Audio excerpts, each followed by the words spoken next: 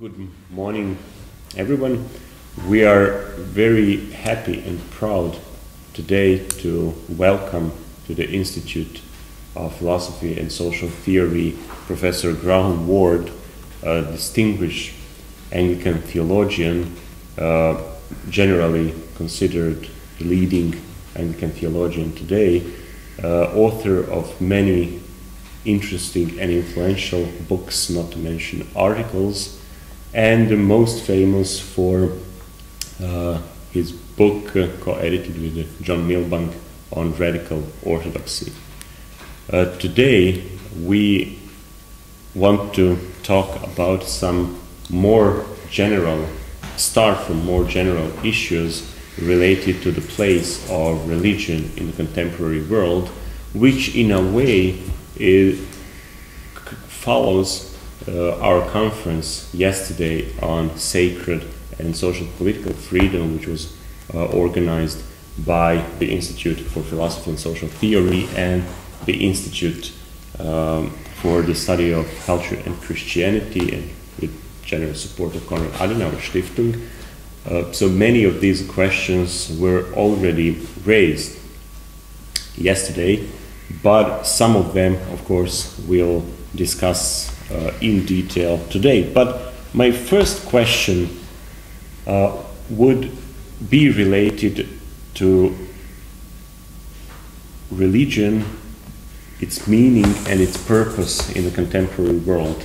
When I say that, I keep in mind one article of a good friend and distinguished theologian, Aristotle Papanikolaou, who actually claimed in one of his articles that we are now in the situation that we should explain and challenge the question, why religion today at all? That we live in, that's the way I understood his call, that's the way to rethink the position of religion within the contemporary world in a situation where this position and role of religion is not clear at all. I understand that this difficult place of religion in contemporary world being based on two things. On the one hand, that's obvious process of secularization in many societies, which continues modern ideas of the secular society, but on the other hand also the rise of religious extremism, fundamentalism of various sorts in various parts of the world, and not only in developing society but also in the advanced industrial countries.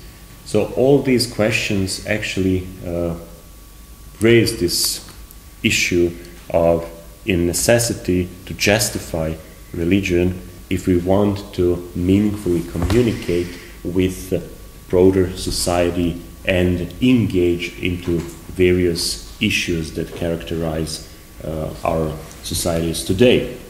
So, Graham, why religion? Well, I actually do wonder. I mean, I obviously know Aristotle, and I don't see the need to justify, and that may be from where he's coming from in terms of both orthodoxy and the United States, and also where I'm coming from in Europe, because the reason why I don't think we need to justify religion, there's a case of clarifying what we mean by religion, but we don't need to justify it insofar as it simply is a fact.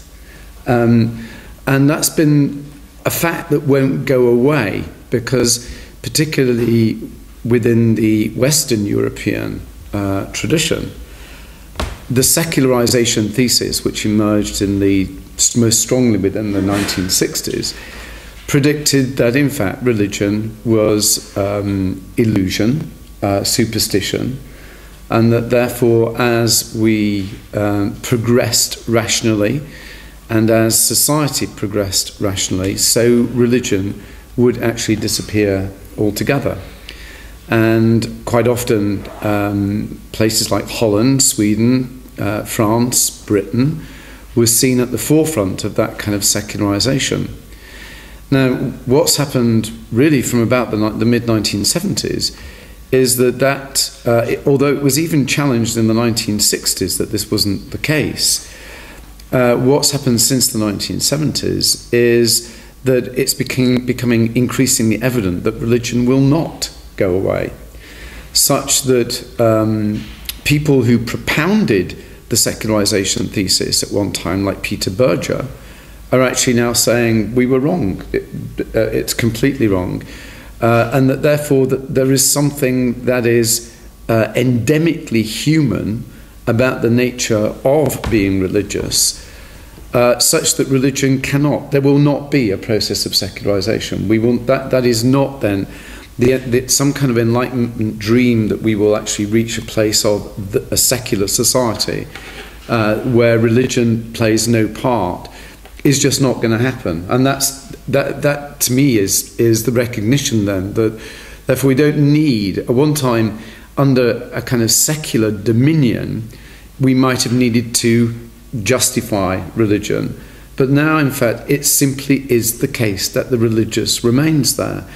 It's not the case necessarily that people are returning back to the church, but that is a different issue, and it's an issue in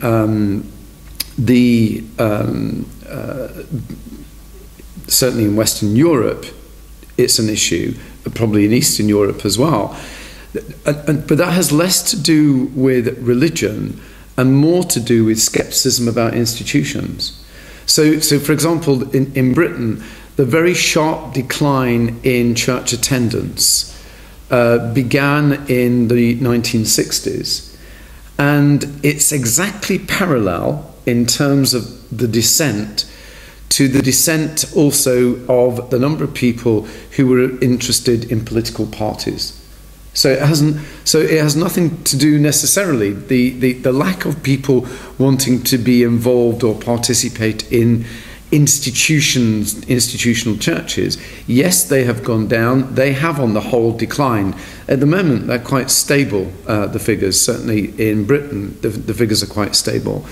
But that in other words, we have to then examine that phenomena, the decline in belonging, but not a decline in believing. So it's not that we have to justify religion, it's we have to understand, I think the churches, particularly the institutional churches, have to understand what it is about institutions and belonging to institutions that people don't want to do nowadays. They want looser affiliations. But but the principle of still wanting to believe, that remains, from all the evidence, that still remains quite high. But my question would be, and honestly something that I very often think about, is that we can actually make a strong argument against religion from a Christian perspective. When I say that, I think that we should be more precise when we talk about religion, because that can mean many different things, at least two different things. One can talk of religion and think of religion in more traditional terms, referring that with that concept to various religious traditions, institutions, system of beliefs, and so forth, in a kind of more sociological approach. But also we can use this word to describe set of beliefs, and that's usually how atheists approach religion. That are pretty much, that can easily become fundamentalists, that are fixed on various postulates that are not necessarily verifiable. And if we use the word religion to also refer to these phenomena, then we can actually also refer with this word to phenomena like secular religious. Secular religions, we can also refer to some fundamentalist beliefs within the current socio-economic systems. We can also describe that way regimes that had kind of pseudo-religious aura, just to mention totalitarian regimes from the 20th century. So all these, and I think a strong case can be made that these phenomena can also be described and referred to with this word religion. And I wouldn't want to say that that there are two extreme positions here. One is the position that, in fact, someone like Fitzgerald in the sociology of religion has taken, which is we've got to stop using the word religion at all because it just means so much that, in fact, you can call, you know, in Manchester, in our first year students, we used to ask them to describe what they understood as a sacred space. And a number of them would describe a football stadium or going to the pub,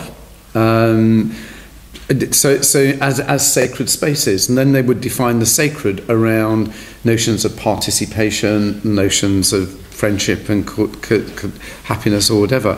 And in that sense, you know, the word religion becomes just vacuous in that way. Or when, in fact, religion is used, I mean, nationalism as a form of secular religion.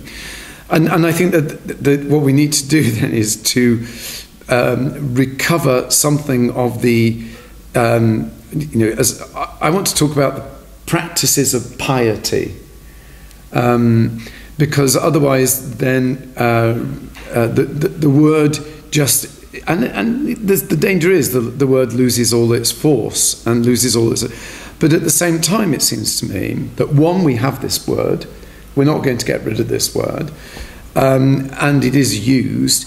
So what we've got to do is be more precise about the way it is being used. So, for example, I don't believe there is, and this goes against some philosophies of religion and theologies of religion, I don't believe that there's something generic about religion. In other words, that all these things can be seen as having some fundamental quality that they all share.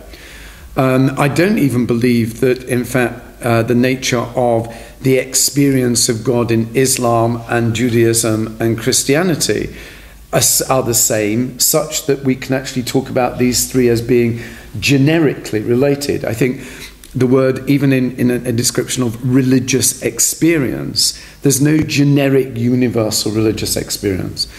But at the same time, I have found myself actually wanting to define both Christianity as a religious practice and Judaism or Islam as religious practices in order for there to be some relation and some dialogue in which there are some shared words. I mean, for example, when you're talking with Buddhists or Hindus, then the word religion becomes important because the word theology becomes difficult.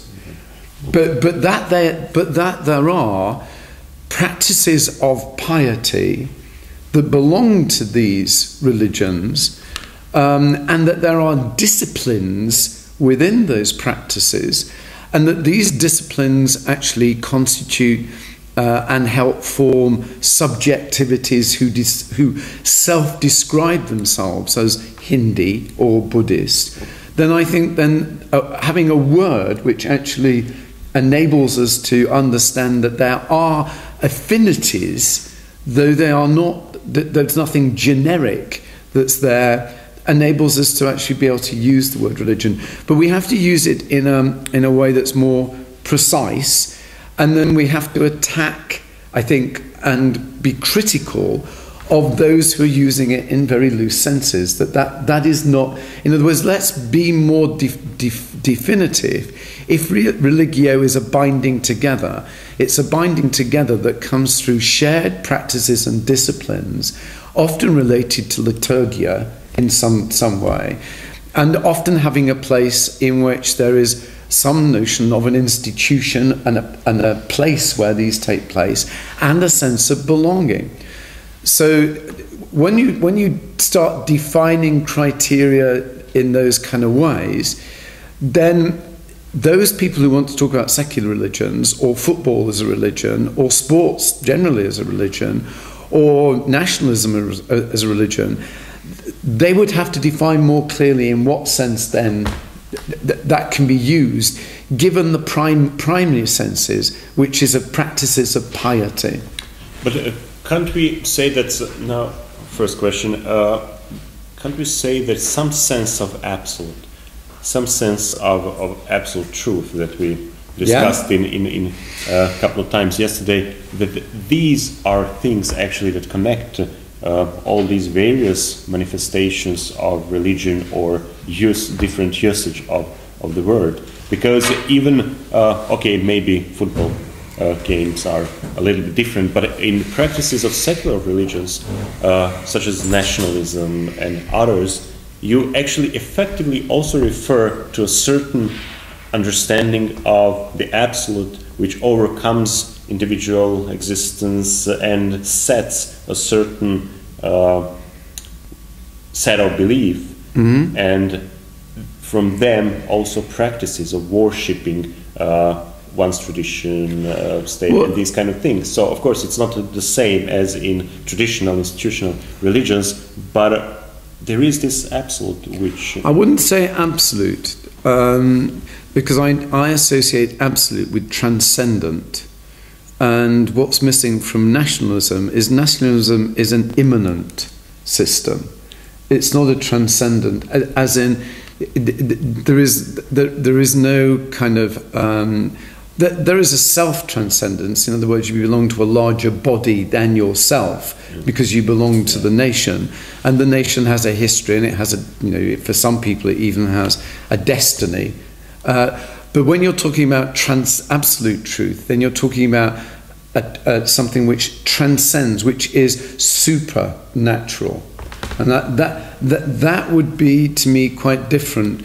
I've never come across a nationalism that believes itself to be supernatural, unless it's a nationalism which has actually allied itself in terms of a throne and altar symbiosis.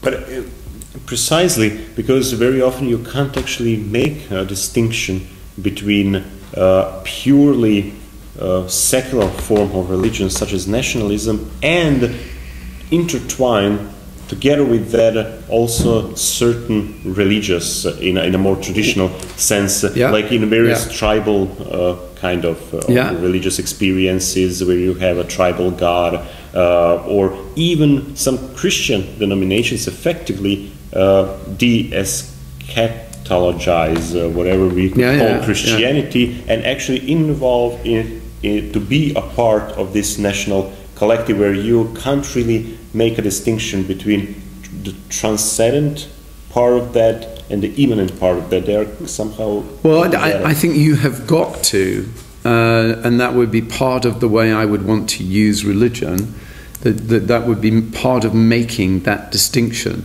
And I do see that there are certain forms of nationalism, certain forms of imperialism, which have co-opted and kind of made sovereignty and transcendence conflate the two as if they're both the same.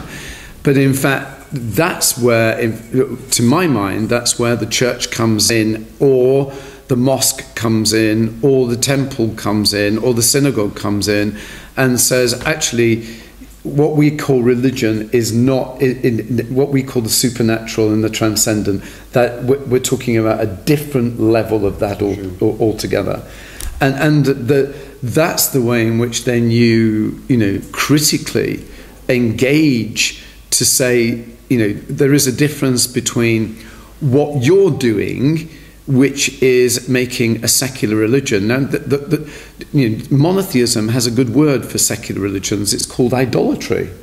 And it's recognizing, what is the nature of that kind of idolatry that's quite different from the nature of worshipping the transcendent God within these other... And so I, to come back to the question, I don't think... I think Aristotle's right in wanting us to define more closely what we mean by religion, and define it in a way that can be used, but can also be used critically to say, you know, that's just a form of idolatry. It's not a form of worship. Or if it is a form of worship, it's a form of idolatrous worship. Yeah. It's not a form of true worship. From our perspective as Christians. But for example, because it's the very same argument you could hear from, let's say, communist regimes, where you had even transcendence in a way that what you are doing is basically nothing else but fulfilling eternal and absolute laws that govern human history and nature, for that matter. And then you have this kind of, so it's transcendence in a way that it overcomes local context and the context of a certain state, and you refer to something that is absolute, some sort of an absolute, and then you set various practices based on that are worshipping these kind of universal laws, and then from the same perspective you accuse religious people in more traditional sense that basically they make their own idols they believe in, and they are basically obviously not obeying what effectively is there, and that's, you know, wonderful. But yeah, I can see the way that they could turn the tables and say, in fact, you are the idolatrous because what you've done is to create your own kind of illusions that you're worshipping. Again, I think philosophically, then you have to come back to what do we mean by transcendence. Look, I am not a table, and therefore I am other than this thing. So this world, although I see it as in a certain thing, still this world is other than to me, and that therefore you can talk about having, you know, that therefore, because it is external to me, is transcendent to me. But when we're talking about religious transcendence, and this is the difference between, you know, the world still remains immanent to me, and my nation or my nationality would still remain immanent to me. Whereas when you're talking about transcendence in the religious sense, this is external to this notion of the immanent. So it is beyond any notion of immanent. Furthermore, within all the traditions that I know of, this transcendence is not something we move out towards, it is something which moves down towards us. And so, you know, that's quite different from immanent logics of nationalism, for example. Yeah, no, I agree, but my concern only is that very often, although we can make these distinctions, very sophisticated distinctions, both in a theological way and in a way of different practices and experiences of religion and religious experience, that often we don't see these distinctions on a practical level.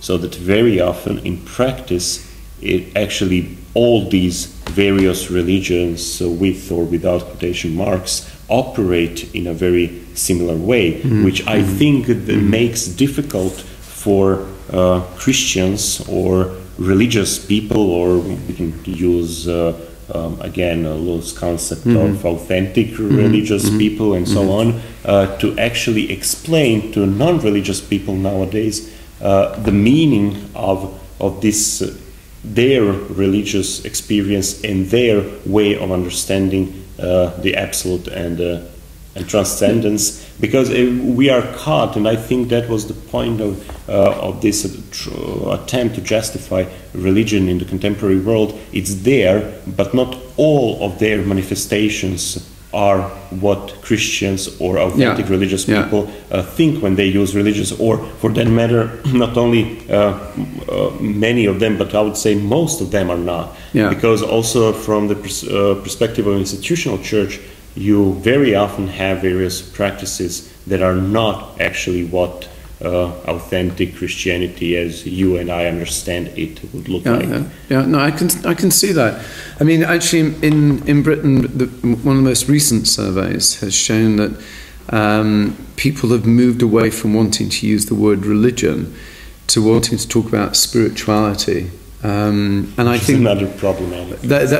I think that's even more problematic, because what you want to do when you're, again, and this is where those people of faith pieties and practices need to actually bring in some of the understanding of their traditions, which would actually say, spirituality is about practices and disciplines. So if spirituality is just feel-good factor, then in fact that does not that is not necessarily the feel-good factor when you're practicing fasting throughout Ramadan is fairly low, but it's a spiritual practice. And it's a spiritual practice that is important to them in terms of their understanding of themselves, both to Islam and to Allah.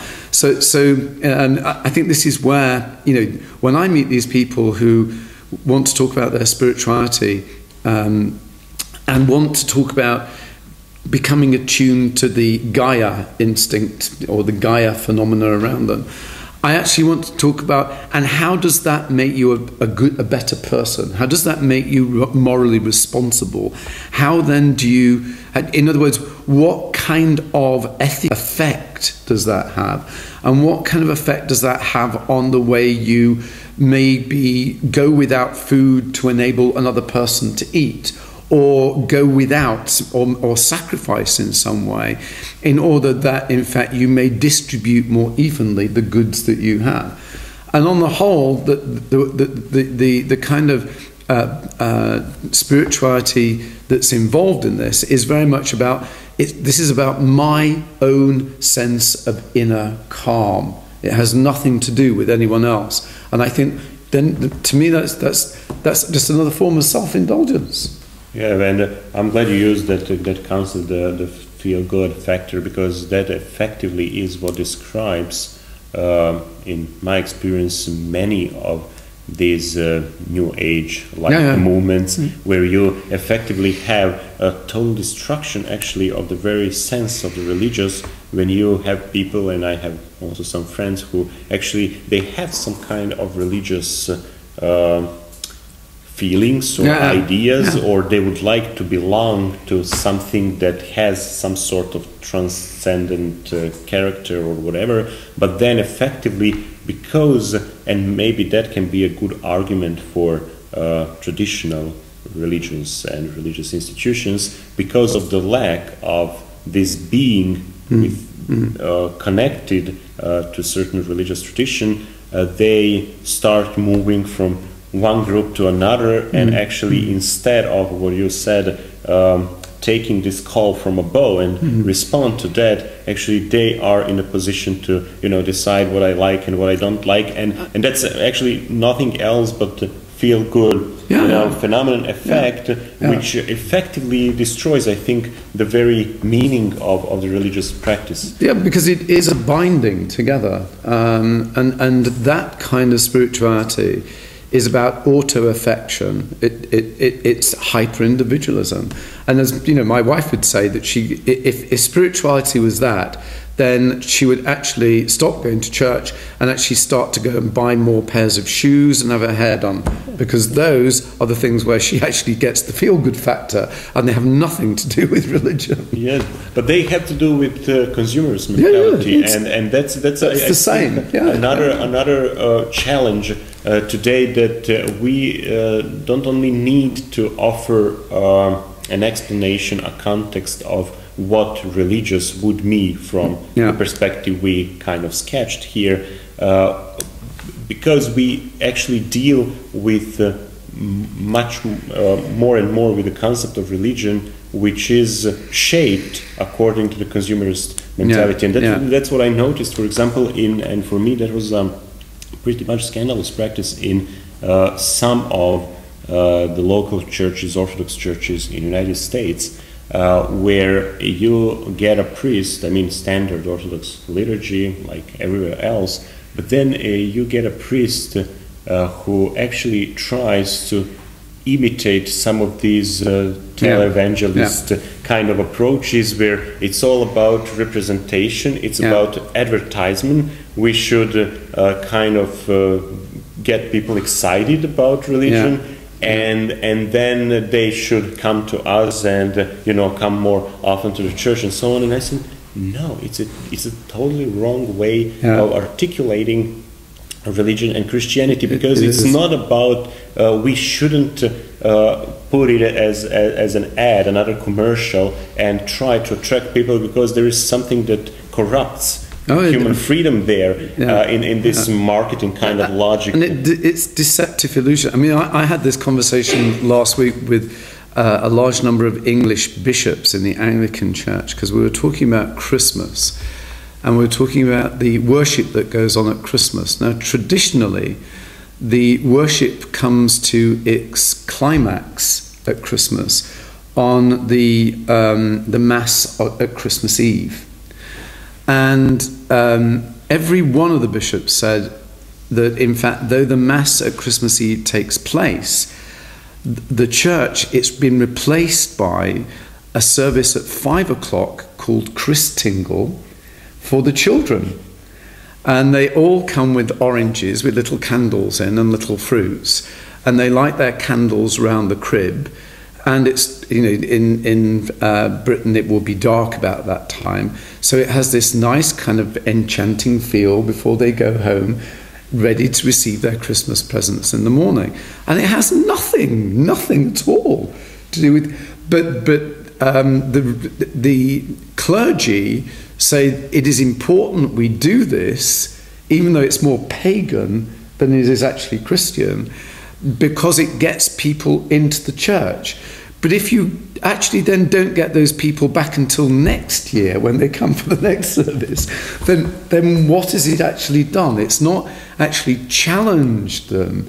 It's actually it's actually compromised the church, and the church has got colluded then into this kind of consumer market, that we have got to, that these are consumers, and we've got to kind of enchant and entertain the consumers.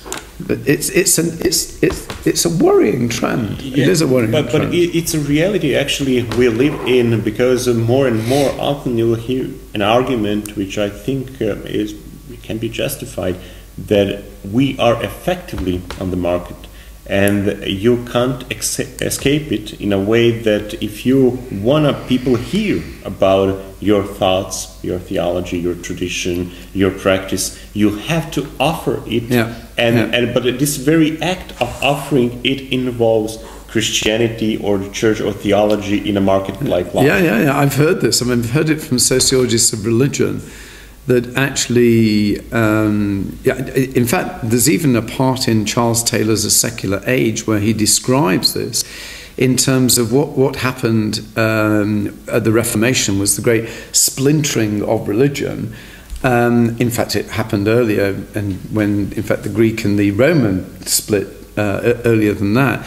But in fact, that what this has done is what he calls created a supernova of religious beliefs. And now you've got these kind of people believing that they are, neutral to any one of them. So so you've got a supermarket of beliefs, and you can go down the supermarket of beliefs and choose which one you want and what kind of toppings you want to go on it, and everything else.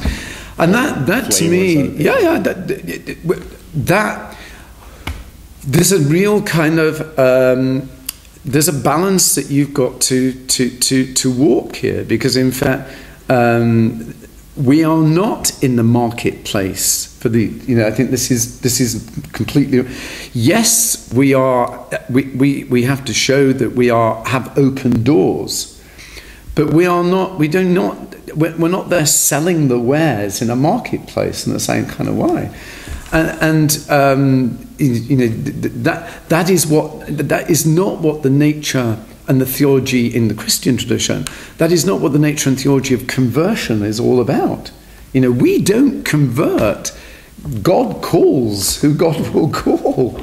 Because there must be must preserve this room for freedom. We free have to. response. We It's, have to, and I think that that's the danger. You know, the danger with the market and the consumer market is, in fact, though it seems to present freedom of choice, it doesn't present freedom of choice at all. It doesn't. And consumerism is actually a restriction on human liberty. It's not offering them human liberty. But I think we would be attacked by all neoliberal ideologists with exactly the opposite arguments. But what I just wanted as a footnote to what we just said, that we can see in the Christian tradition and religious tradition in general, I think both trends, trajectories, that one of them calling for freedom and kind of personal response to this religious call as an authentic way to Christianity, and on the other hand we also have all sorts of more pragmatic strategies that would say, well, in a way you can use from time to time little tricks, or you can use something to attract people, just as the example you mentioned, the response from Anglican bishops related to the Christmas Eve.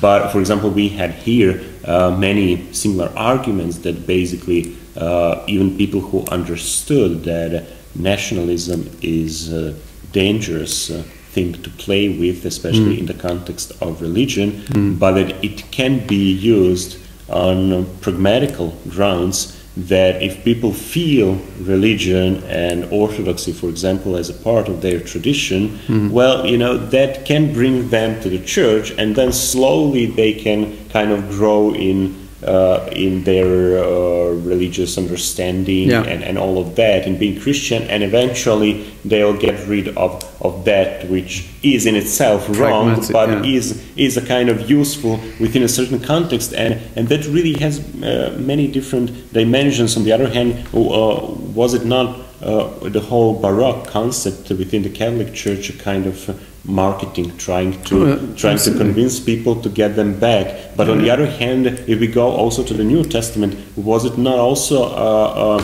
pragmatic and marketing strategy of Apostle Paul, talking on Agora and say, oh, I see you're religious, and you have various gods. So I suppose I'm just trying again to play the role of devil's advocate, to see where are exactly, if we could be more specific, the boundaries of these compromises that we make, and we are forced to make them because in a way, even the Son of God made a compromise to, offer the whole that Christians see as vital. It's probably, they use the word pragmatic and compromise. What I think is at the heart of the ongoing practice of being the church in terms of Christianity is a process always of trying to discern the truth. And that process of discernment, first of all, admits that we are posed between having to do something in the name of, and yet at the same time having to admit our ignorance that we don't fully know what we're doing. And that is the nature. If as Augustine put it in De Civitate Dei, we live between ignorance on the one hand and needing to make judgments in the light that eventually all judgments will be manifest for what they are.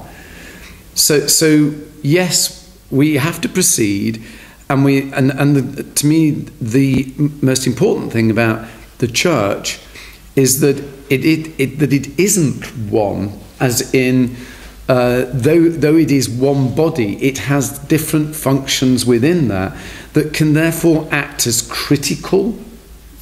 Is this the right thing to do? Why are we doing this? And it may be that in fact the questions, why are we doing this, is in fact compromised. We don't fully kind of not all the reasons are perhaps necessarily good reasons. But nevertheless, the process of discernment means that those questions have to be asked. It's when you have a church where the hegemony of authority prevents those kind of critical, because that's the process of discernment. My worry within certain forms of the church, for example, is that the laity is depoliticized. So they can't have, and yet the laity are at the near edge of where that church intersects with the world. It has more experience of being in the world than the church has, the laity. And they need to bring that experience into the church to be able to help the church in its mission to the world, but also to actually be able to be a critical test and balance for what's going on. But the more we actually kind of shut the laity out of the church, the more we hierarchize and have an hegemony which doesn't give them a critical voice, doesn't give them a role in the ongoing discernment about what the church is doing and where it's going, then the more problematic that becomes. And the more infantilized the laity become, because we have created them to be infantilized. And since we are commemorating this year 1700 years since the issuance of the Edict of Milan, the same question, your view on this pragmatic solution viewed from some theologians from church perspective of this Constantinian revolution and giving freedom to all religions, but at the same time favorizing in many different ways Christianity, which resulted effectively by the end of 4th century of Christianity becoming the only official religion within the Roman Empire, a kind of interesting and quick evolution. And then based on that fact, we can make, I think, two strong cases. One saying, well, this church being that close to the state and effectively becoming almost one body in this Sinfonia doctrine we discussed also yesterday, well, that was viewed from even those who are critical sometimes of that model. They make often an argument that that was the way in which the universe, at least the universe understood in the context of late antiquity or medieval times, became Christian, so that the Christian message was spread around with all deficiencies, with all anomalies and all of that, but still it was present, it effectively Christianized the nation and actually resulted in some social improvements like abandoning slavery and all of that. But at the same time, you can make a different argument saying, yes, but because of that compromise, actually Christianity lost its eschatological dimension and it became identified with this world and more concerns of this world, both from the perspective of the empire and effectively within the church structures. Absolutely, and that's, we're still wrestling with some of these questions. It was very evident. I mean, it's evident. We were talking about Eusebius earlier on, but it's very evident that the church saw the Constantinian changes in terms of its own success. It saw it as the success of Christianity. That this was, if you like, it divinized history. Suddenly, we had a theology of history in which, yes, given that, in fact, the disappointment in the early church that the Parousia did not happen as soon as they thought, then suddenly this looked as if the Pax Romanum was, in fact, exactly what this is, the triumph of the church. After all these years of waiting, we've now got it. And you're right. What the difficulty is we're still having to live with the consequences of that, and we don't fully understand what the consequences are because we cannot see history from God's perspective. We do not know the patterns of providence. I mean, right up until Hegel, there was still kind of looking in terms of, well, there was this stage, and there was this stage, and there was this stage, and always in this there is a progression towards the coming of the kingdom, and we can map it out, but quite clearly in terms of the various stages through history. And for Hegel, the Reformation, and then the German, the movement towards German unification was in fact again divine providence writ large. This is the way.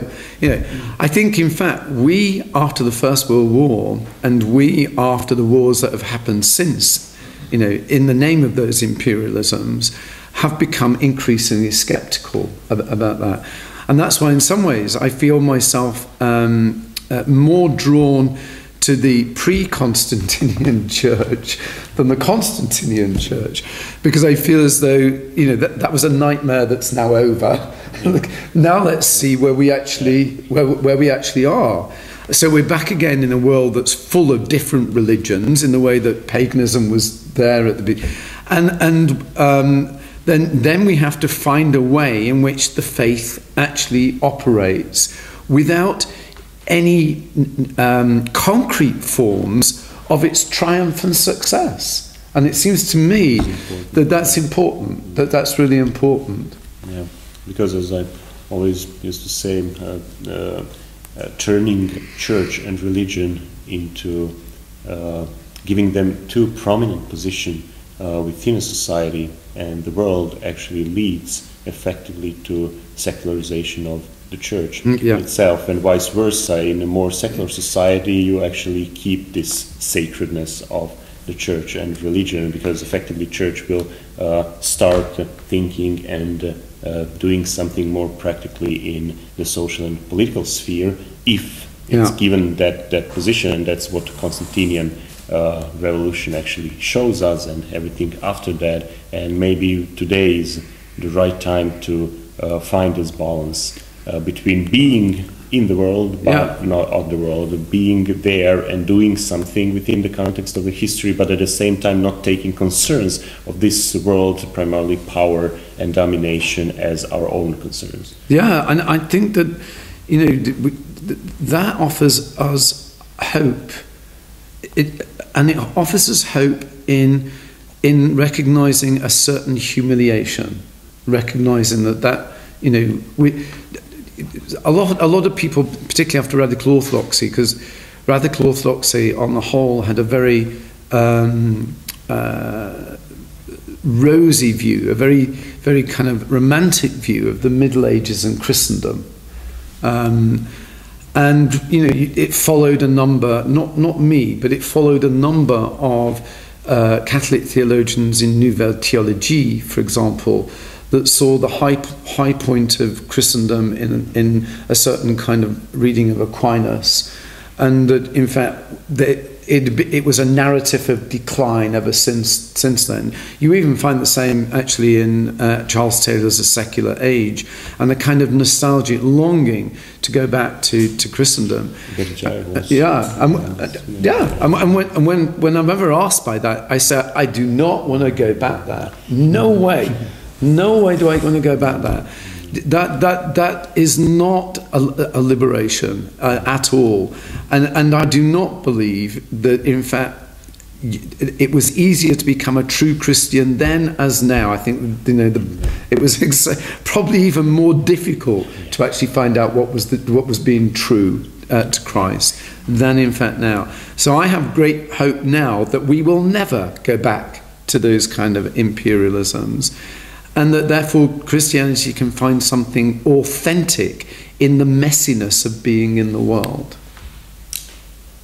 Thank you so much for this 1 hour of our nice chat, but now I would like to open floor for your questions, comments, ideas related to what we've been talking about, or some other issues that you would like to raise. And take advantage of Graham's presence here today with us.